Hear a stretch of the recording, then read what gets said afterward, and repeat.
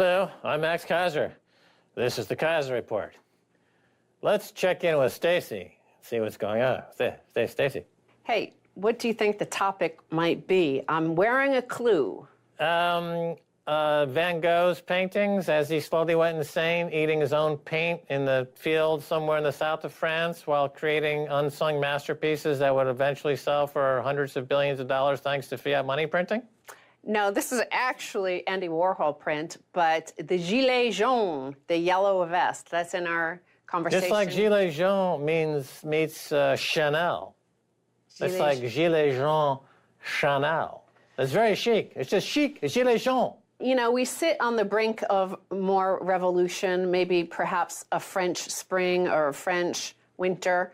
This is 10 years after the financial collapse, whereby all of our governments around certainly the Western world and the central banks came together and determined that there was no cost that they would not bear to bail out the bankers. So now everybody's quite concerned about the fact that the blowback has come. Finally, after 10 years, is all the ordinary people, the bottom 99% who did not benefit from the money printing, they're starting to do a nod, quite similar to what you're doing. It's like they're on to their rulers and they're angry. Well, apparently the cost to appease them is too high. Macron's concessions set to blow out French deficit. France is on course to overshoot the European Union's budget deficit ceiling next year without new spending cuts after President Emmanuel Macron caved in to anti-government street protests. Macron announced wage increases for the poorest workers and a tax cut for most pensioners on Monday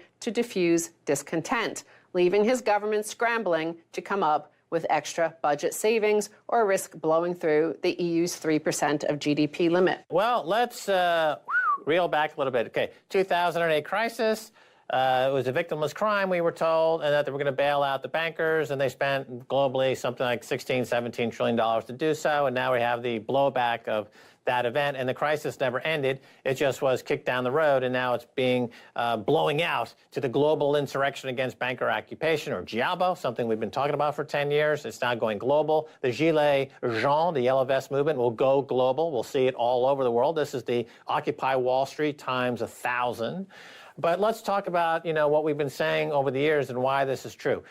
The way that the economy works globally, if you take a monetarist school, and that is the world we live in under neoliberalism, the global central banks find an interest rate that is appropriate to reward savers and to make credit creation possible enough to create new businesses, to create jobs and tax revenue to pay down deficits.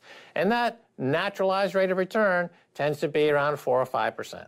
What happened in the 2008 crisis is that central banks got together and said, wait a minute, our friends, the bankers, need to get bailed out. The only way we can do that is if we artificially drop rates down to zero, near to zero, and effectively move all the money that's in pensions, all the money that's in savings, all the money that's in the pockets of workers, and we transfer it via this transfer mechanism of interest rate manipulation to our banking friends. They'll get bailed out. We bail out the creditors, but the rest of the world will have to pay. The rest of the world didn't really understand what's going on because they don't understand we live in this monetarist world. Well, 10 years later now, they are seeing the results. Inflation's creeping in, the cost of living is going higher than they can possibly afford, and they are now insurrecting all over the world. But let's talk about why this is true. Macron's a banker. He was put in there by the banking establishment to create the scenario to allow for this interest rate apartheid to continue. We all live in the Bantustan of artificially low rates for them, high rates for us, and now it's gilet jaune. It's game on. So in the second half, you're talking to Michael Hudson. He's written a new book about debt. Another person who's written a book about debt is David Graeber, and he's also looked at the situation going on in the gilet jaune and the absence of the understanding and imagination of the elite class, the people who are supposed to be the intellectuals, who are supposed to explain this situation to us. Of course, what they are explaining, they're blaming Russia, of course, for the gilet jaune protest movement. But here he's saying the yellow vests show how much the ground moves under our feet. If one feature of the truly revolutionary moment is the complete failure of conventional categories to describe what's happening around us,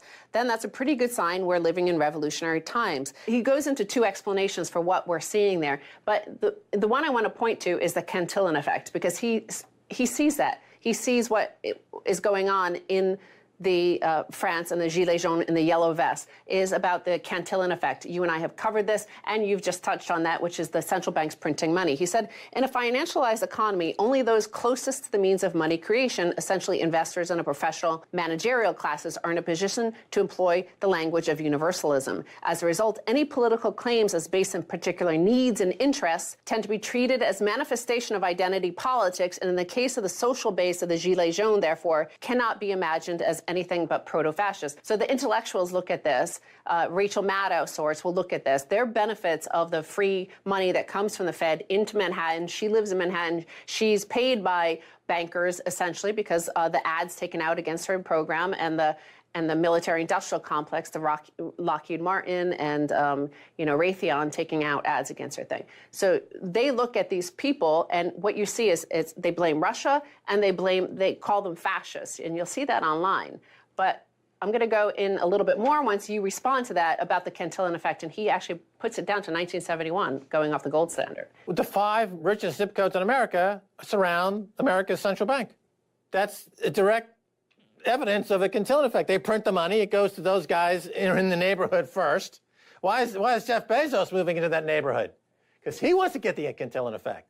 150 billion is not enough for him. He wants 300 billion, right? So that's a direct correlation and a direct ipso facto cause and effect. You see it geographically. It's obvious. So how the elites got so divorced from reality and why they can't understand the world around them, why they continue to fail.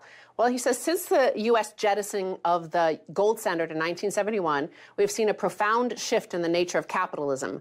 Most corporate profits are now no longer derived from producing or even marketing anything, but in the manipulation of credit, debt, and regulated rents. As government and financial bureaucracies become so intimately intertwined, it's increasingly difficult to tell one from the other. Wealth and power, particularly the power to create money, that is credit, also become effectively the same thing. Despite this, politicians and media commentators systematically refuse to recognize these new realities. For instance, in public discourse, one must still speak of tax policy as if they need any of this, and that it's no longer about money creation, that there's actually some sort of wealth creation happening. That's the whole idea of the monetarist school of economics, is that you are managing or piloting the economy through the magic of central bank interventions by either buying money or selling money or manipulating interest rates one way or another. The fact is that in America, like Saudi Arabia, the working class is not needed. In Saudi Arabia, the reason you have 5,000 princes and wide-scale poverty is because anytime you need money, you just pump more oil. In America, similarly, you don't need a working class in America. You don't need the $3 trillion in taxes they collect. The American worker is not only deplorable, but they are confiscatable. They are get rid of them, because all you do if you need more money is to print more money. America's printing press is like the Saudi oil well. He points out that the commentators, the media commentators, the likes of Rachel Maddow, the fact that they fail to talk about this Cantillon effect, that they fail to tell you how so-called wealth is created in the U.S., that it ensures the means of credit creation can never be democratized, i.e., why not next time, why not do QE for the people? Of course, they're not going to talk about that on MSNBC. They're going to talk about it on RT. We've talked about it. Our guests like Steve Keen have talked about it. David Graeber has talked about it. But again, since 2008, governments have been pumping new money into the system, which, owing to the notorious Cantillon effect, has tended to accrue overwhelmingly to those who already hold financial assets and their technocratic allies and the professional managerial classes. In France, of course, these are precisely the Macronists.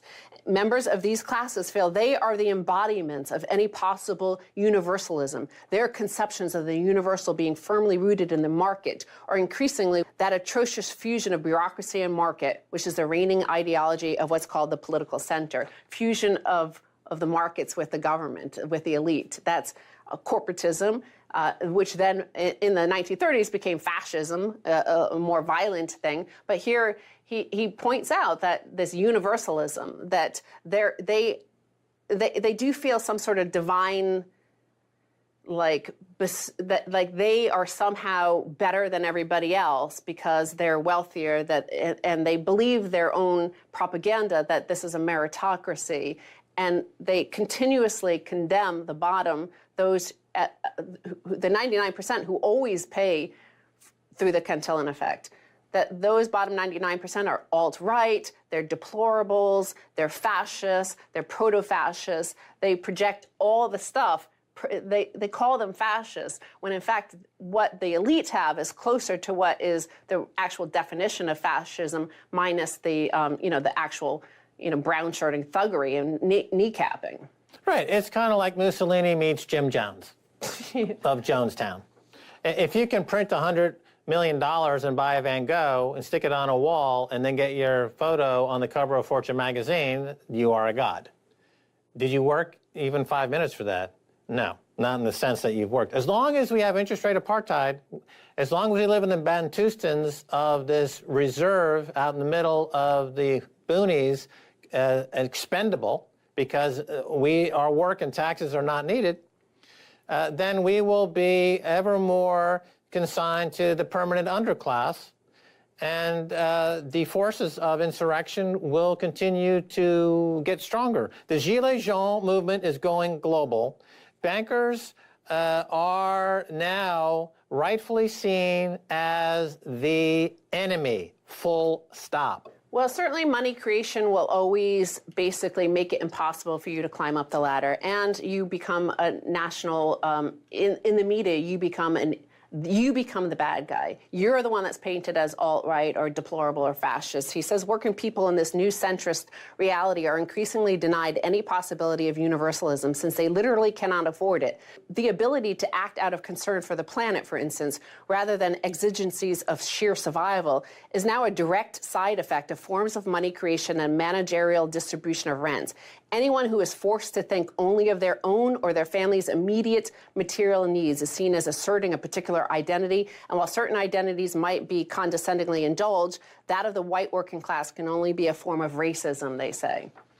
Yeah, well, that's propaganda put out by the money printers. What the story here is that for 10 years we've been saying the story, and it's taken 10 years for people to realize it's not about a socialist revolution or a political conflict, and it's not an environmental threat, it's not an existential threat, it's a threat of central bankers and the people like Jamie Dimon. Jamie Dimon is the bin Laden of the 21st century. I saw he recently actually was quoted as saying that he doesn't understand who all these people are that keep on following him around to public meetings and yelling at him from the audience. That's exactly what bin Laden said when he was holed up in Pakistan next to a U.S. military base. Like, why is everyone following me? What's going on here? I just like to watch porno.